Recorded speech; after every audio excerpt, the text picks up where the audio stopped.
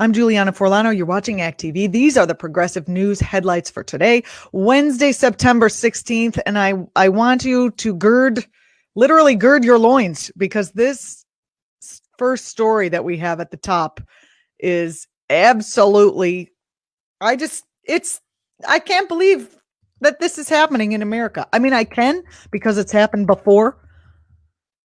Let's just get on to it. I don't even want to show you the photo, but here it is. Women were given hysterectomies against their will at an immigration and customs enforcement facility in Georgia. That's right. We'll just let that sink in for a second. Georgia is forcefully sterilizing women against their will while they're being held in a detention camp. They're ripping out women's ability to reproduce, just like they did with Black women not so long ago. This, of course, is eugenics, the purposeful medical elimination of the ability of undesirable people to reproduce. A whistleblower, blew the whistle on what was happening, and basically human rights groups are sounding the alarm. Following this complaint. The complaint said that jarring medical neglect throughout the facility, particularly in relation to COVID-19, is happening. There's no safety protocols and there's no safety procedures. Civil and human rights organizations, journalists, and lawmakers are reminding the public of the dark history of forced sterilization against of minority populations in the U.S., including to Black and Puerto Rican women. Journalist Thom Hartmann, one of my very favorite progressive journalists. If you're not watching him, get to it. He's everywhere, especially, I watch him on Progressive Voices, which is awesome. He says we used to call this eugenics, the purposeful, a medical elimination of the ability of the undesirable to reproduce. This is just, we did it to Blacks and Native Americans by the tens of thousands in the 1920s. And apparently we have made zero progress. This is still happening.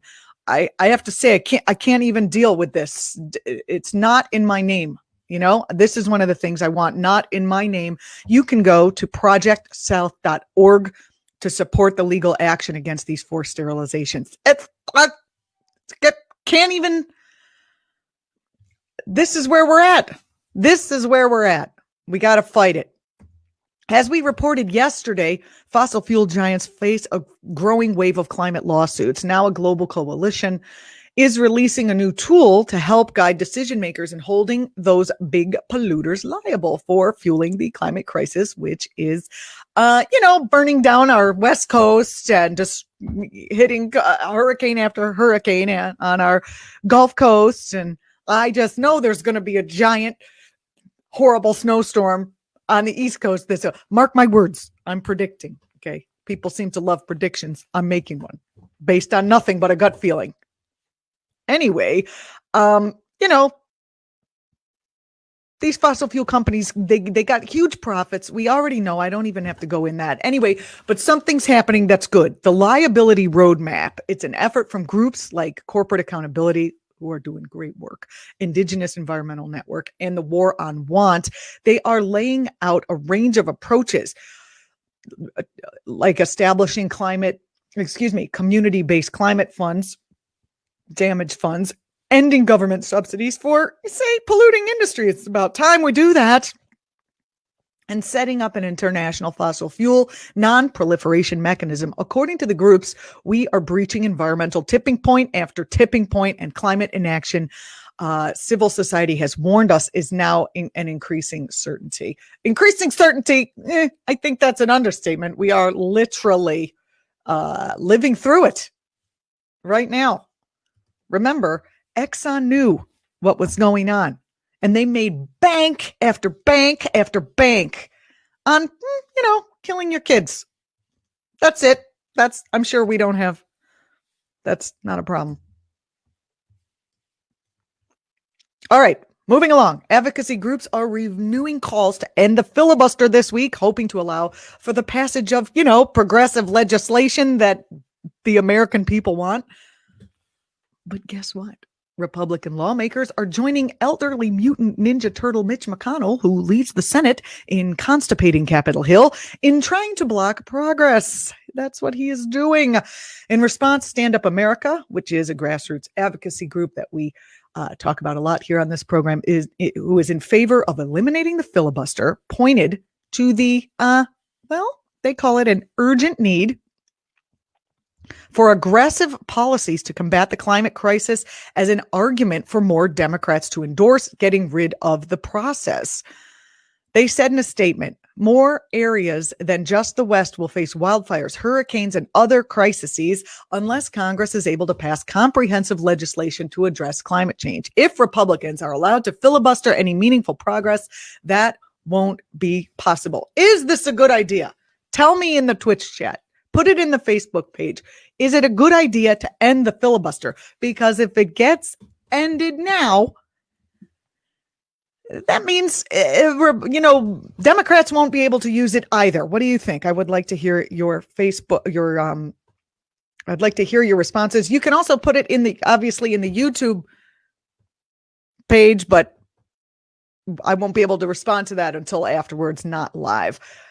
A coalition of more than a dozen progressive advocacy groups is calling on the Department of Justice and the State Attorney General's office to urgently file suit against Google in order to end its stranglehold on internet search and monopoly control over online content and ad distribution. In a letter to the National Association of Attorneys General and the DOJ's Antitrust Division, because that's still there somehow. Ahead of the hearing, the group said that they are encouraged by recent reports and that they think this might actually go ahead, which I find almost a shock.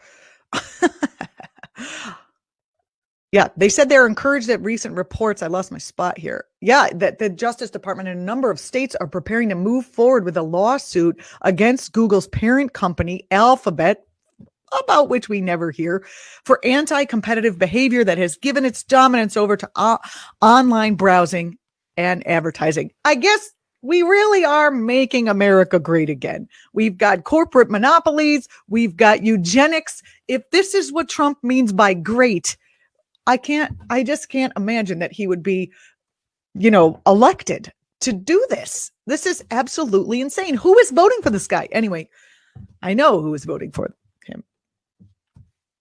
The people with the lawn signs. That's who's voting for him. Oy. Anyway, after months of demonstrations against police violence following the killing of Breonna Taylor by law enforcement personnel in Louisville, the city has agreed to pay her family $12 million and implement a handful of police reforms. That's definitely not enough money for killing your kid. No amount of money, which obviously the family knows. I'm just speaking for the family. The family's lawyer, Ben Crump, believes it is the largest settlement ever reached for a Black woman killed by a police officer in the U.S. However, neither the city nor the police admit any wrongdoing in the settlement. I didn't do anything except kill your kid. Here's $12 million to show you how I did nothing. And none of the three officers who shot Taylor during a no-knock narcotics raid have been criminally charged. Breonna Taylor's mother said in a press conference, "We must not lose focus on what the real job is. It's time to move forward with the criminal charges." Here we do have a clip of her speaking. Let's see if I can get that going.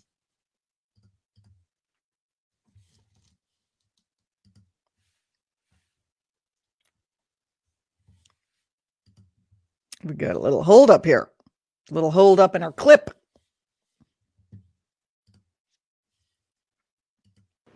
If a lot of those reforms were already in place, this could have went a lot different for Breonna.